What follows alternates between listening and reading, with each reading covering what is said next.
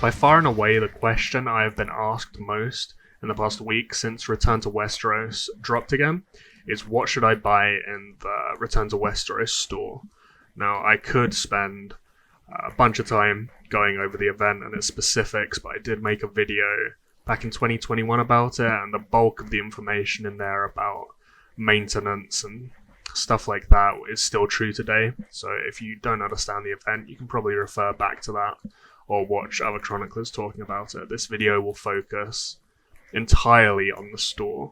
So previously, the rare exterior selection chest was a purchase limit of 1 and only cost 50,000 companion points. I bought it out here, but it costs 100,000 each time you buy it now. So it's doubled in price, but tripled in buy limit. Previously, this was by far and away the best thing you could buy in the store. And because of that, there weren't really any decisions you had to make. You just buy that, and then most other things past that point were of middling value. And your decisions were just pretty much made for you to a large degree. The new store has these equipment selection chests, which you can buy for a very cheap price when comparing to the exterior chests, which would previously have been the main first option to buy. And you can also use them to get all the Kingsguard set stuff to improve your PvP gear, but the main thing we're going to be looking at here is the Mountain Clan chests, which are very hard to get in this game. They're mostly available through BD purchases, but they are available to slowly grind through KVK. But Rebels are something we do on a day-to-day basis, so having really good Mountain Clan gear is something that is ever growing in importance. With level 6s now in the game, our motivation strains are only going up, so this is more and more of a pressing issue.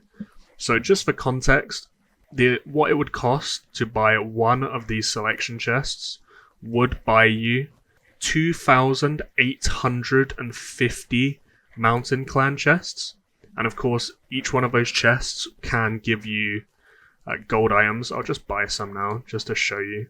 So you pick their Mountain Clan set chests, and then you can just open them up, and they're purple brazier from just 10. That's a ridiculous drop.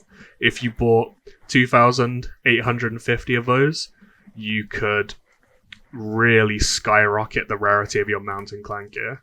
And for context, I think in the previous Return to Westeros, I spent every single companion point I got on these chests and got Mountain Clan with them. I think I had about 250,000 companion points in total, and I was fully purple in my Mountain Clan, and I brought 3 items from purple to gold.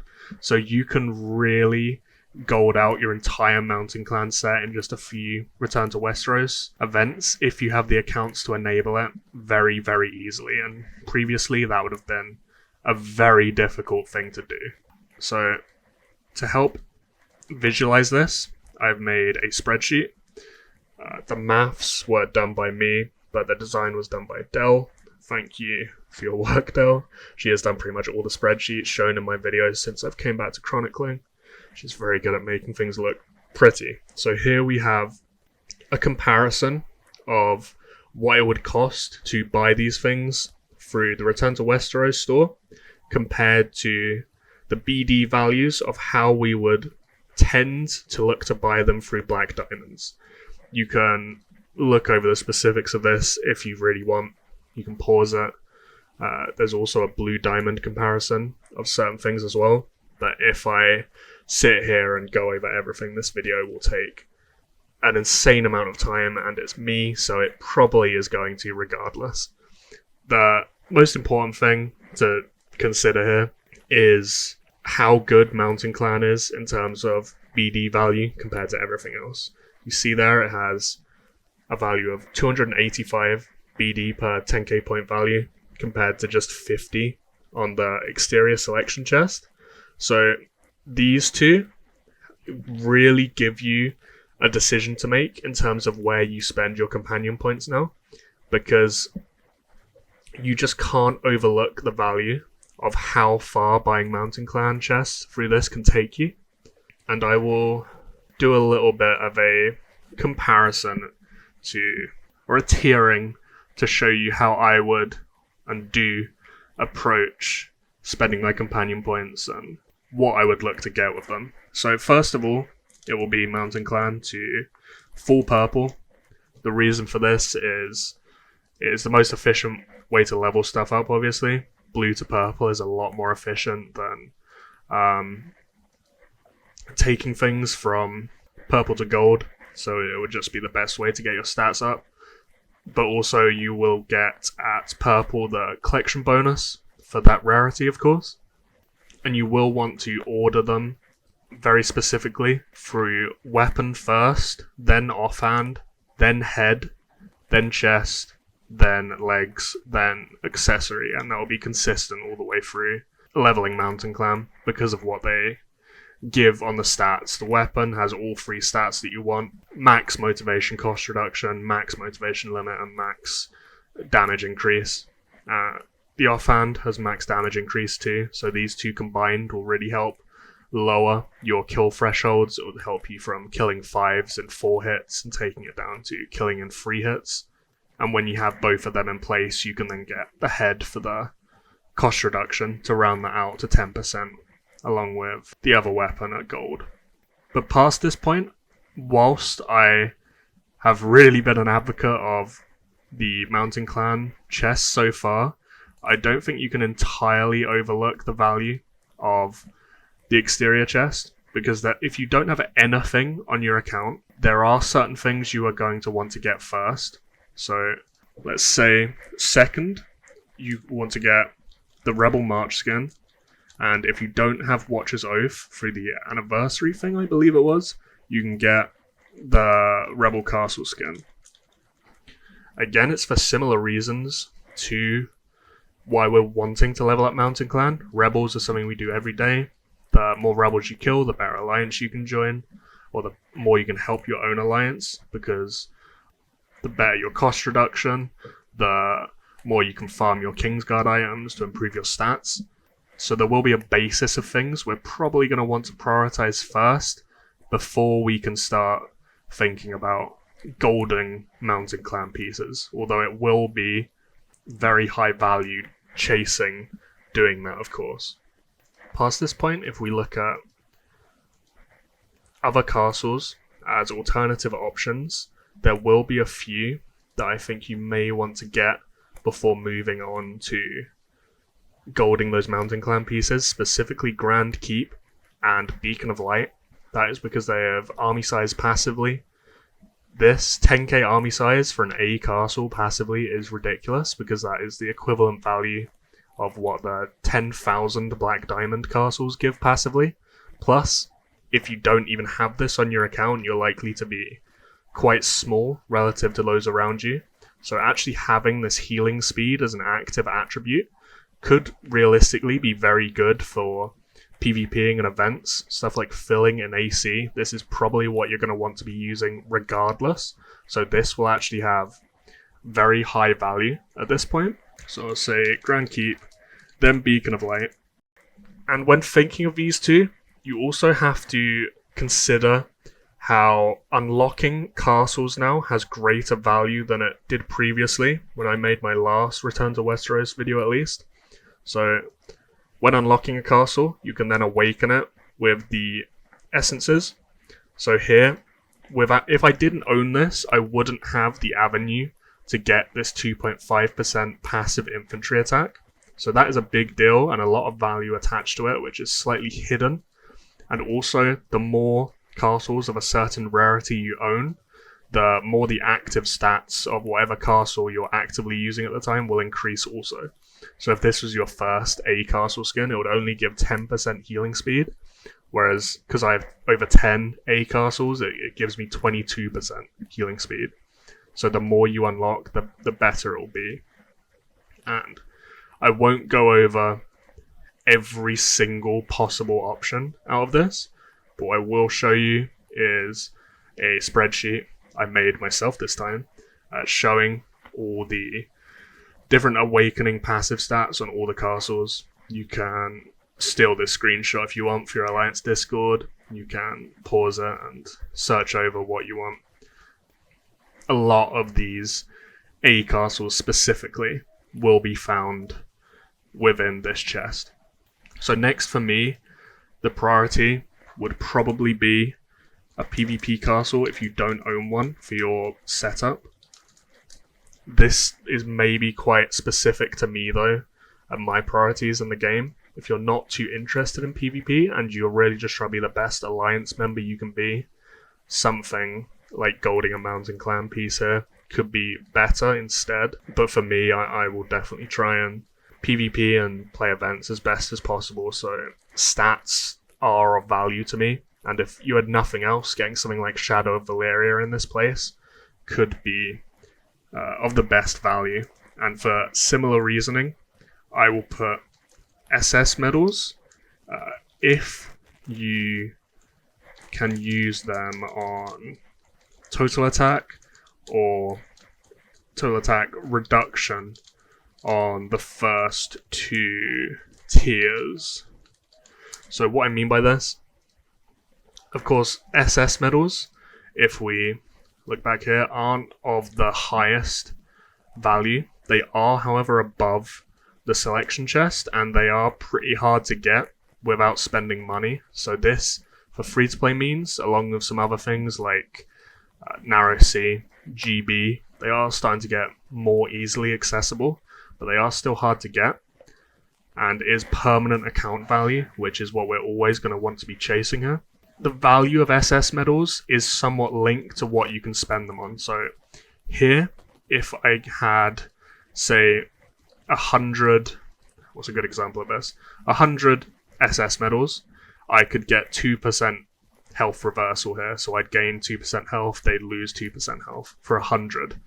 But for less, I could put 30 into getting 5% total attack, which is better than what I would spend it on here, whilst also being significantly cheaper.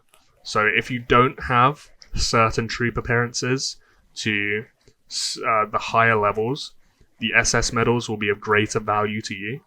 So you'll have to take that into account when considering where you're allocating these companion points. But now that we have them, I will put down the golding the Mountain Clan pieces, for me at least. So I'll do gold Mountain Clan weapon here, then gold Mountain Clan offhand, and then gold Mountain Clan head. Just because they're just so far and away the best option in this store.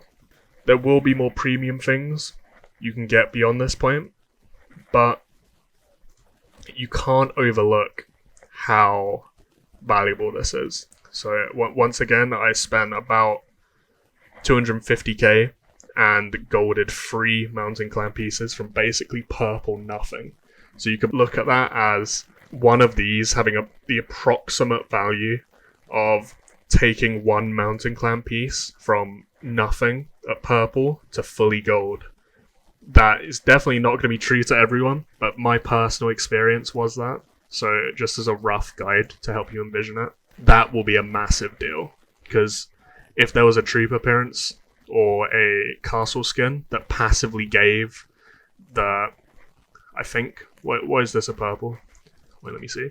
I think it's 2.5% cost reduction and 15% damage. So if there was a castle that passively gave 15% expedition damage and 2.5% cost reduction, everyone would be all over that. And if you want to move that higher up on the list because of that, you are more than welcome to, because it very well may be, to your situation, up in this second, third, fourth slot in terms of the prioritization, sir.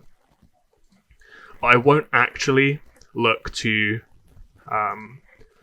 gold these other pieces after this point, because I can slow grind them through KVK, and what they give just isn't of the same value as these 3 pieces, and there are other things I can get to help my account. So you see, as I did previously, I bought 3 exterior chests here, and that was because I wanted the unlocks to be able to awaken the castles to get passive stats. So I'm sort of using them as like troop appearances indirectly, because I'm just using them to then put the essences into them to then increase my passive stats.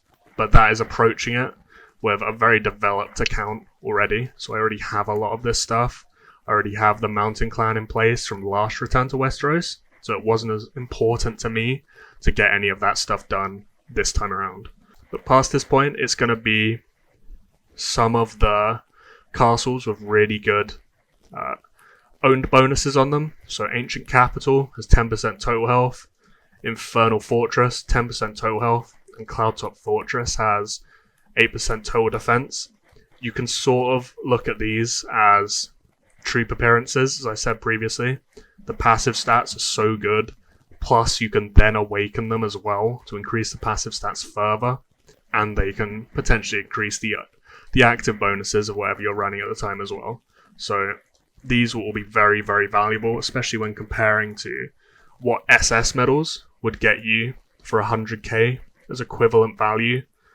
You probably won't get 10% total health unless it's the very first tiers, which I've sort of alluded to here as well. So it'll be Ancient Capital, then Infernal Fortress. Then I will say SS medals if you're getting total health or total health reduction on the first two tiers, similar to total attack above. It's just a little lower value because attack is better than health.